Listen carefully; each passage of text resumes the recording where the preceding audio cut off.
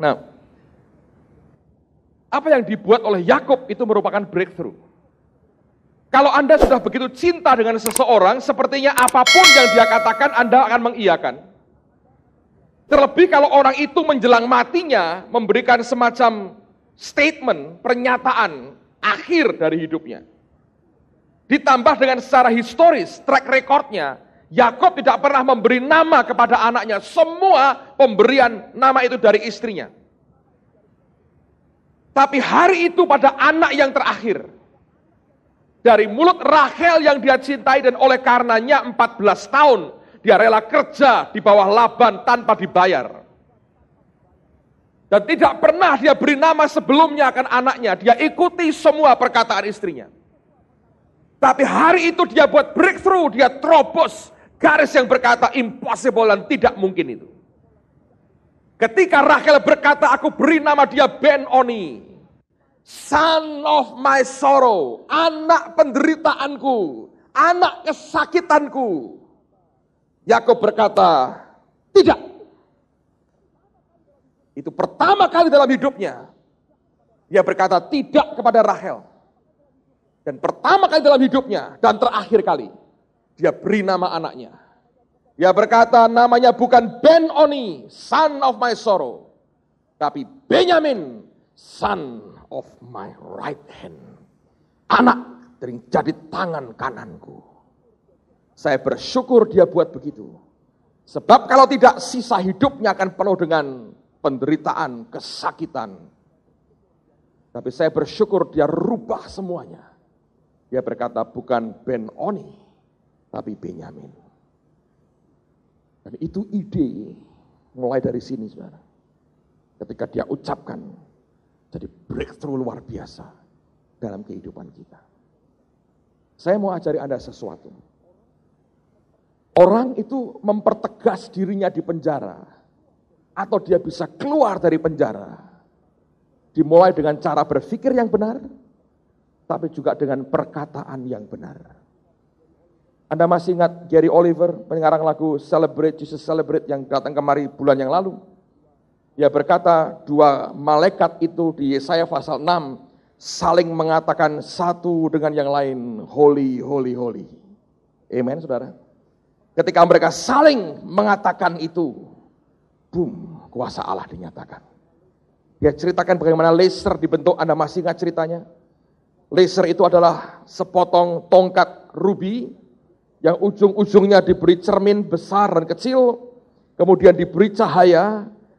Tongkat rubi ini memantulkan cahaya ke kiri dan ke kanan ke arah cermin, lalu cermin saling memantulkan satu dengan yang lain berkali-kali, dalam titik tertentu, keluarnya laser. Dan itu barang kekuatan bisa menembak rudal di atas, bisa mengoperasi kornea mata kita, bisa menembus akan tembok bank dari baja. Dia mampu buat. Dari dua cermin reflektor yang saling bersaut-sautan. Nah, hal yang sama berlaku dalam kehidupan kita. Anda mesti belajar melepaskan diri dari penjara hidupmu dengan berpikir benar seperti yang Tuhan inginkan, tapi juga dengan berkata benar seperti yang Alkitab ajarkan. Apa gunanya, saudara? Dengar baik-baik. Mulut kita ini harus dikendalikan dengan baik. Harus dinyatakan hanya yang dari Tuhan saja. Kalau tidak, Anda akan repot. Saya mau berikan 2 ayat sebelum kita selesai. Apa gunanya kita mengendalikan mulut kita?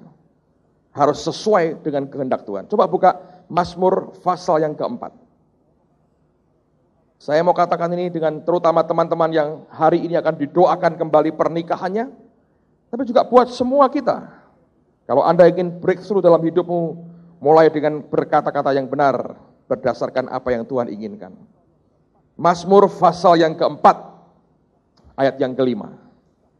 Seringkali orang mengucapkan kata-kata yang tidak benar ketika emosinya terpancing dan dia mulai marah. Tapi lihat apa yang Alkitab katakan. Mazmur pasal 4 ayat yang kelima, biarlah kamu marah, tetapi jangan apa? Berbuat dosa. Gimana caranya nggak berbuat dosa? Ayat berikutnya berkata, berkata-katalah dalam hatimu di tempat tidurmu, tetapi tetaplah apa? Diam. Simpel kan? Anda bisa marah sekali, tapi tetaplah diam. Begitu mau ngomong, bercermin sebentar berkata, shut up.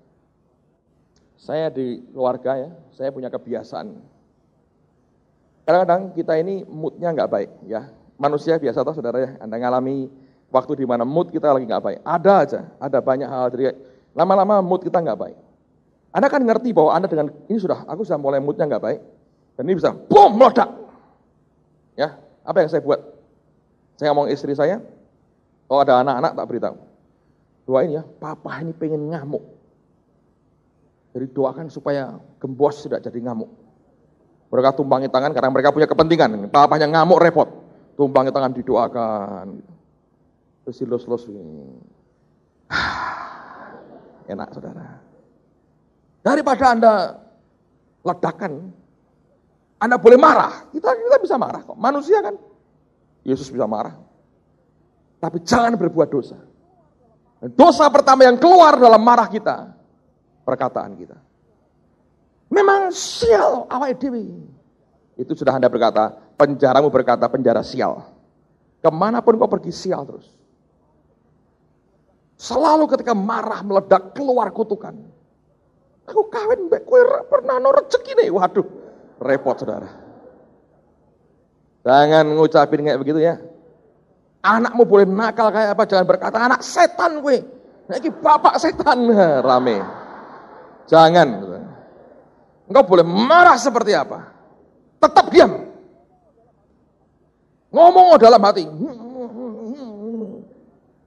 Wah, istri bertanya, gampang. Mazmur 4 ayat 5. Diam saudara. Begitu ini mulai siaran mulai, inilah warta berita keluar, habis saudara. Itu hanya menegaskan belenggu dalam hidupmu. Karena itu dosa. Semua yang seperti itu akan menghancurkan. Akhirnya yang keluar dari hidup kita, dari rumah tangga kita, cuman maki-makian, gerutuan, omelan, keluh kesah, teriakan. Dan akibatnya kita malah salah di hadapan Tuhan. Gereja seharusnya menyatakan, gereja artinya kita semuanya, menyatakan akan kebenaran Tuhan juga lewat mulut kita. Karena orang akan belajar dari kita sebetulnya. Kalau kita bisa mengendalikan diri. Kemarin saya cerita nih, saudara. Anda akan senang dengan cerita ini. Di Amerika, saya perhatikan di Eropa saya tahu, di Amerika, di Kanada saya tahu. Beberapa gereja, itu di luar hari Minggu, mereka menggunakan hall-nya, tempat kebaktian itu untuk permainan bingo. Anda tahu bingo? Siapa yang tahu bingo, saudara? Angkat tangan tinggi. Yang tahu bingo, nggak tahu. Yang tidak tahu bingo sama sekali. Anda diberkati, saudara. Bagus.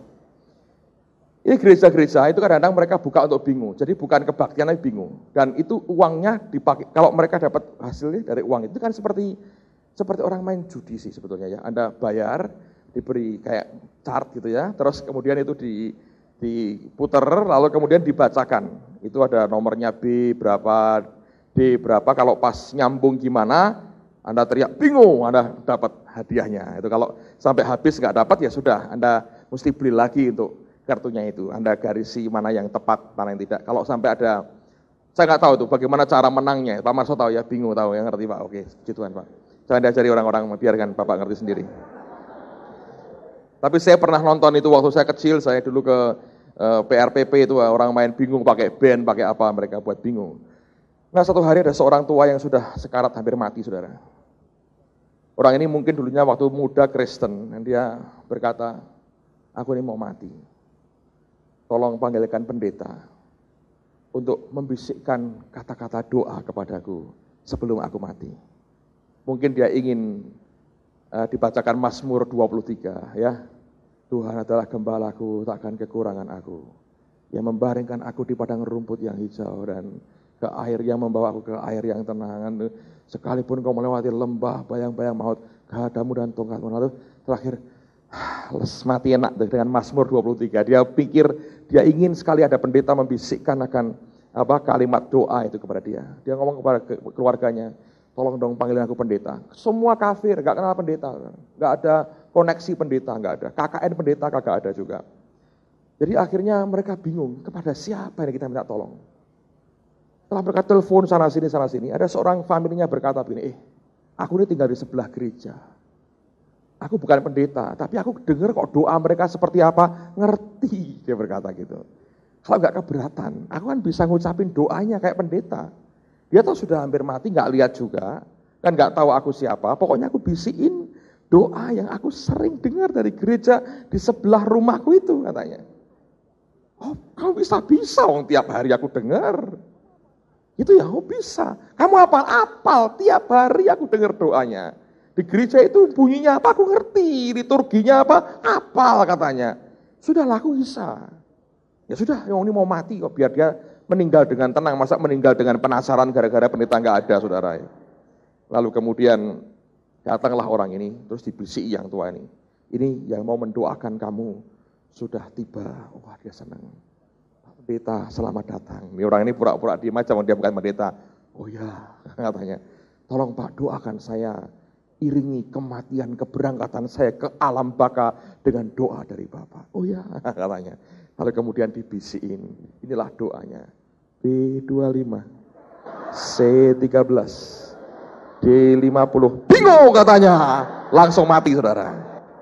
Bagi mereka yang tinggal di sebelah gereja, hati-hati, saudara. Tidak semua yang keluar dari sana itu dari firman Tuhan. Bisa keluar dari permainan bingo dan itu bukan dari Roh Kudus. Dan itu bukan bahasa roh, saudara. Jadi jagai mulut kita supaya keluarnya yang benar, orang dengarnya bisa benar, saudara. Ya. Jangan marah ketika Anda menghadapi apapun. Tutup mulut. Tutup mulut. Yang terakhir, Mazmur pasal yang ke-6. Ayat pertama, kalimat pertama aja kita akan baca sama-sama. Mazmur pasal 6 ayat yang ke-7.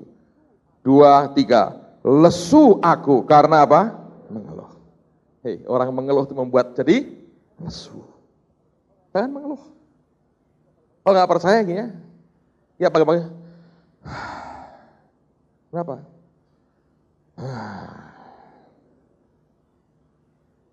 Itu aja. Oh gitu ya.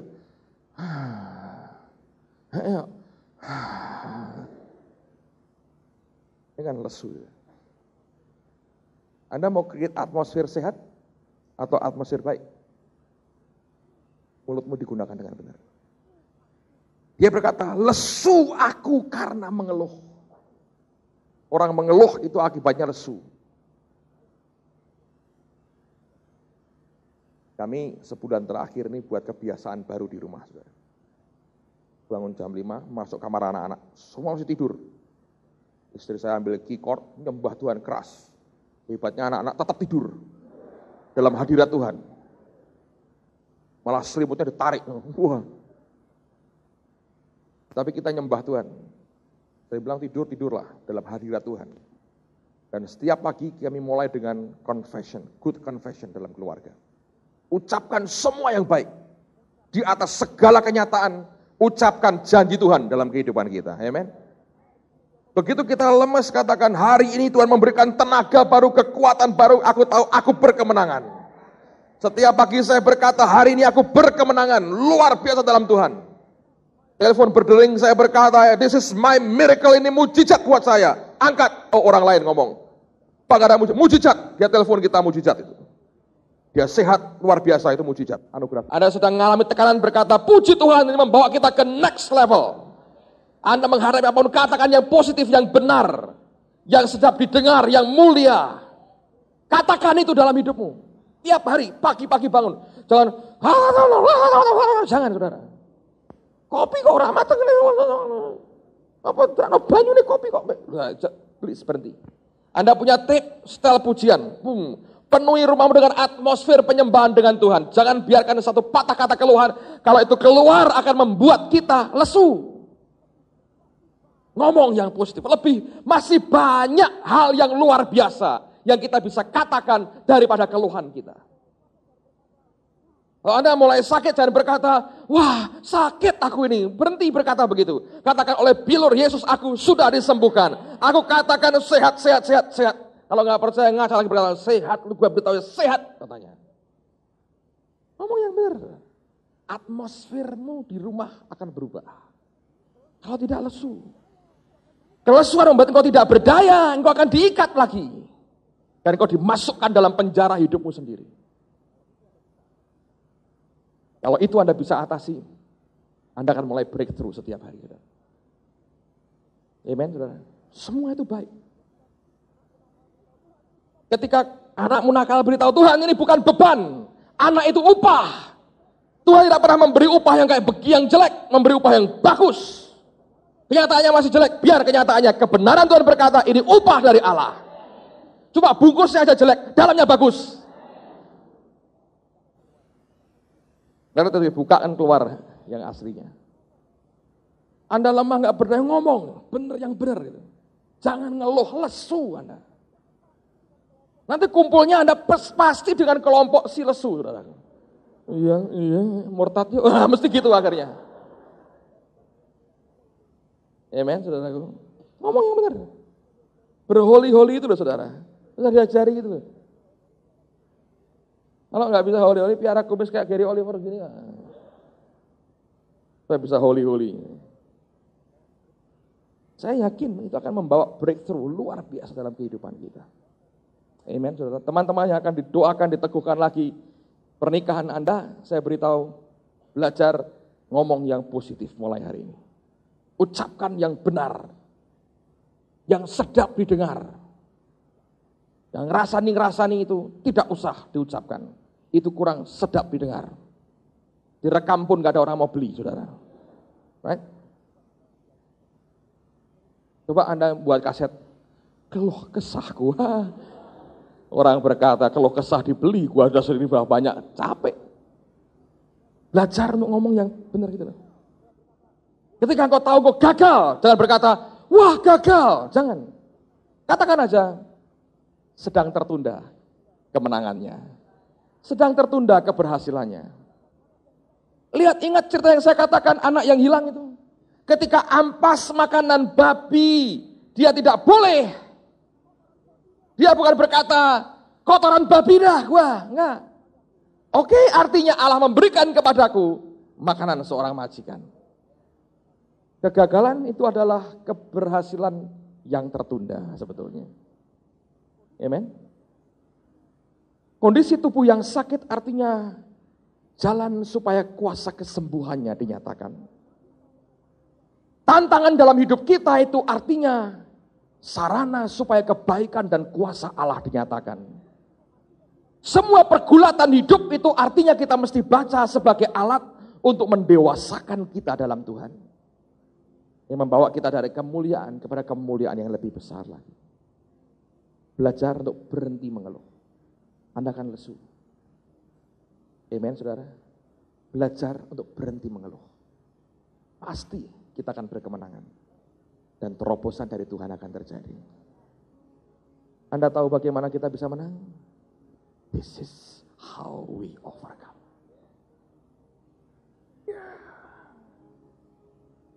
Tangan, lu kok tembok?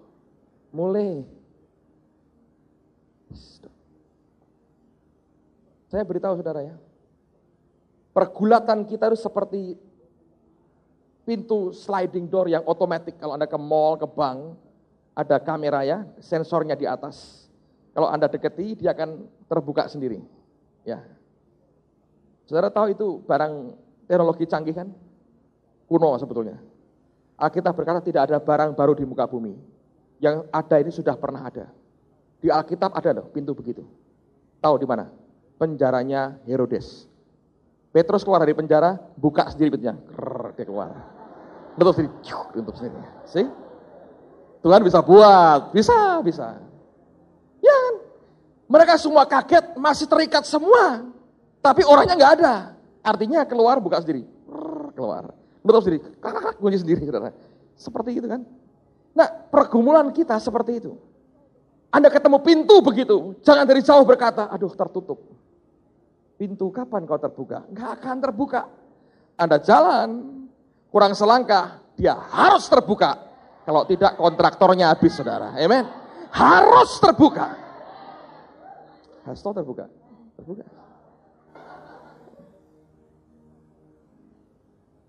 Akhir tahun jatahnya, targetnya. Urusan apa? saingan sama Hengki.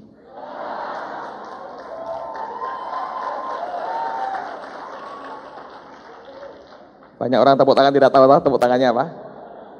Rahasia pastoral, saudara. Dengar baik-baik. Allah itu merciful. Allah itu murah hati. Dia Tuhan yang luar biasa.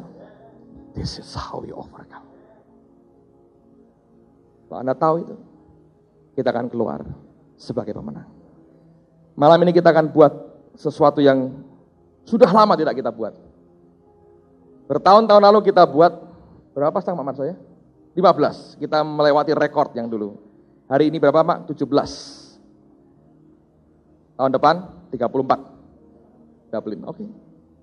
Mereka teman-teman ini adalah mereka yang sebagian besar atau hampir semua dari mereka dulu ketika mereka menikah, mereka belum dalam Tuhan, belum lahir baru, belum dalam Tuhan. Sehingga mereka belum pernah diteguhkan, didoakan pernikahan mereka.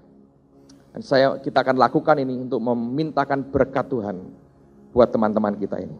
Amen. Saya minta dengan hormat yang 17 pasang bisa maju ke depan dan tempatkan diri di tempat yang sudah disediakan. Kita akan doakan mereka hari ini. Hari ini kayaknya banyak serangan buat saya. Kayaknya iblis gak suka saya bersaksi gitu. Saya udah berturut-turut gitu. Tapi saya percaya saya nggak nyender ke pengertian saya, tapi saya nyender ke pengertiannya Tuhan Yesus gitu. Sometimes I don't understand bagaimana caranya Tuhan, tapi saya percaya demi kebaikan saya gitu. Hanya Tuhan Yesus yang bisa arahkan saya yang benar. Dari awal sampai sekarang, tahun 2000 ini saya sungguh-sungguh bertobat dan gak begitu gampang jalannya kepada Tuhan Yesus. Tapi dari awal sampai sekarang hidup saya benar berubah. Yang berubah itu Tuhan Yesus, bukan dari manusia. Dan saya gak bisa berubah diri sendiri karena gak mampu. Karena apa yang saya alamin buat saya berat gitu. Dan saya lihat manusia bukan jadi contoh yang bagus gitu. Tapi kalau saya lihat Tuhan Yesus, satu contoh yang perfect kepada Tuhan. Dan waktu awal saya pindah ke Indonesia, waktu dulu saya dari kecil saya di luar negeri. Saya diajarin disiplin, sekolah yang paling tinggi di luar negeri. Tapi tetap aja saya nggak dapat apa-apa gitu. Walaupun saya dapat sertifikat gitu, kerja yang baik. Waktu saya pindah ke Indonesia, saya baru kenal Tuhan Yesus di Jakarta. Dan itu dalam proses saya alamin banyak gitu. Itu kayak apa ya? Kayak grafik begini, tapi turun gitu, nggak naik lagi. Karena kayaknya hidup saya kosong gitu, nggak hidup. Dan selama itu saya cari sesuatu yang kosong, yang saya mau isi gitu. Saya nggak tahu apa gitu. Kayaknya lapar, sesuatu yang nggak bisa dilihat. Dan saya tanya-tanya banyak orang gitu, tapi mereka sendiri nggak bisa jawab. Dan waktu saya datang ke Indonesia, kerjaan saya juga masuk ke dalam dunia film. Dari kerja di hotel, perhotelan, manajemen, saya pindah ke Indonesia jadi main sinetron, iklan, dan juga punya band gitu, nyanyi. Dari pertama kali saya iklan, baru nyanyi, baru ke sinetron. Saya sih pengennya jadi penyanyi, tapi penyanyi yang ada artinya gitu, nggak jual habis itu udah lupa gitu. Tapi I waited for a long time gitu, saya tunggu lama juga gitu. Tapi nggak tahu apa, tapi di dalam hati saya dibilang sabar gitu. Waktu saya dikasih film, saya terlibat banyak gitu, terikat sama yang mewah-mewah. Saya kejar, saya kira dunia di dalam film gitu, saya kira itu udah surga. Saya dapat gaji yang cukup banyak, masuk ke lingkungan yang paling tinggi gitu, kenal sama orang yang tinggi-tinggi. Tapi buat saya tetap aja kosong gitu. Habis itu masuk dalam narkoba, habis itu ganti pasangan terus, kayaknya masih kosong gitu. Saya kira ada di mewah, tempat mewah, atau di tempat kerja, atau duit, atau wanita, narkoba, tetap aja kosong gitu. Senangnya, enaknya cuma di depan, tapi saya lihat waktu saat itu kayaknya indah sekali gitu. Apa ini hidup begini gitu. Tapi ternyata enggak. Buntutnya jadi jelek gitu, badan jadi hancur. Kalau bisa lewatin itu semua mungkin enggak sakit jiwa gitu. Kalau enggak jadi stupid, bego. Atau enggak di penjara, masuk penjara. Kalau enggak masuk penjara, masuk rumah sakit. Kalau enggak masuk rumah sakit ya masuk kuburan gitu. Jadi buntutnya enak. Tapi waktu pergaulan kayak gitu, mereka selalu bilang, yang penting depannya enak, tapi belakangnya sakit gitu. Tapi buat saya itu it's crazy man. Jadi kalau ikutin Tuhan terbalik, sakit tapi buntutnya enak gitu. Nah, dari situ saya lihat they're missing out something, you know. Mereka kehilangan sesuatu seperti kayak saya gitu. Tapi mereka nggak mau keluar dari dosanya itu. Mereka di dalam dosa, mereka mau tahu, tapi mereka nggak ada niatnya buat keluar gitu. Kalau saya mau tahu, tapi saya keluar dari situ at any cost. Dikatakan di belakang. What does it say? At any cost. Kalau saya harus tinggalin semuanya gitu, di dunia film, perempuan, narkoba, semua saya tinggalin supaya ada isi di sini. Saya tinggalin semua gitu. Saya baru tinggalin semua tahun 99 November. Dan sungguh-sungguh bertobat itu nggak mudah. It's very very hard, man. Tapi I want to give it all gitu. Saya mau kasih semua ke Tuhan. Gimana caranya gitu? Itu ada stepnya. Dan itu semua orang tuh pasti lewatin itu semua. Dan bagaimana caranya Tuhan? Pasti kalau kamu ada niatnya buat cari Tuhan, Dia akan buka jalan. Tapi masing-masing gitu. Gimana caranya? Saya dapat sesuatu dari rehab gitu. Dan saya bersyukur banget ada tempat rehab yang gak sadis gitu. Gak digebuk-gebukin. Kalau digebuk-gebukin gak bakal lewat saya. Ada tempat judulnya Love Restoration Ministry. Jadi mereka benar-benar kasih gitu. Give love. Karena di luar yang saya lihat gak ada kasih gitu. Everybody's treating each other like animals. Benar-benar kayak binatang gitu saya lihat. Jadi kalau pakai sabu, walaupun nggak pakai sabu, possess di tempat kerja gitu, kejar duit gitu, itu udah sakit juga. Udah termasuk sombongan kita. Jadi kalau mau ngomong yang gimana biasa gitu, nggak nyambung gitu. Apalagi ngomong Tuhan, nggak bakal bisa jawab dia. Dunia banget gitu. Jadi selama ini saya bersyukur ada rehab dan setiap hari buka Alkitab. Pokoknya baca firman Tuhan. Itu sakonya langsung hilang. Penyakit sakit tuh hilang langsung. Cuma satu nama itu Tuhan Yesus gitu. Sebutin namanya dia aja udah langsung sembuh saya. Karena saya percaya gitu. Habisnya di luar dunia udah nggak ada harapan lagi gitu. Memang benar di bumi ini nggak bisa diharap apa-apa. Kayak sampah benar. Kalau kita udah ngerti Tuhan Yesus, aku berani bisa bilang sampah gitu.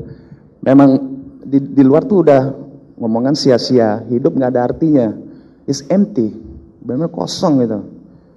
Jadi iblis tuh pinter. Sekarang dia kasih bukan menderita lagi, yang enak-enak terus, supaya cepat mati. Yang saya lihat orang pakai narkotik cepat mati, seks bebas langsung mati. Kalau nggak penyakit yang bisa disembuhin itu udah banyak sekali gitu. Teman saya mati nggak ada seks bebas, narkoba, apalagi kejar duit, nggak bisa tidur, kena liver mati. Kalau di dalam Tuhan Yesus paling enak apa? We just have to pray. We pray with all our heart, ya. Habis itu akan datang semuanya sendiri gitu. Itu namanya berkat. We don't have to chase the world, but the world we own. Kita miliki dunia gitu. Itu yang saya alami gitu. Itu yang benar-benar saya sungguh bertobat. Itu yang saya dapat gitu. nggak perlu kejar-kejar duit lagi gitu. Duit datang sendiri. Bagaimana caranya kita intim sama Tuhan? Tuhan tahu semua kebutuhannya saya gitu, apalagi kalian. Dan dia benar-benar tahu gayanya saya kayak apa. Dan pakai bajunya kayak apa. Dia pasti kasih gitu, nggak perlu minta lagi gitu. Sekarang yang saya belajar bukan doain buat diri sendiri, tapi buat orang lain. Itu yang saya dibelajarin sama Tuhan gitu. Jadi selama ini ya saya bersyukur saya bisa bersaksi, dan saya tahu setan tuh nggak suka. Hari ini ya bokap saya masuk rumah sakit, tiba-tiba rumah sakit ditelepon gitu. Habis itu dapat serangan, saya sakit di belakang sini, di belakang. Nggak bisa tadi nggak bisa cannot touch my feet. Nggak bisa pegang kaki saya. Tapi saya doa, saya memang nggak ngerti apa yang terjadi gitu. Apa saya harus khawatir atau gimana, tapi saya panggil nama Tuhan Yesus gitu. Saya cuma mau nyender ke pengertiannya dia gitu. Dan selama ini yang kosongnya itu di dalam hidup saya, itu true love tuh cuma ada di Tuhan Yesus gitu. You serious with me? Jesus said, if you are serious with me, Ronaldo, I'll be serious with you. And if you love me, I will love you and I will give you more. Itu yang saya percaya. Dan kalian juga bisa. Kalau saya bisa di sini, kalian ada di sini, kita udah jadi pemenang ya. Alright? Ya udah. Terima kasih. Puji Tuhan.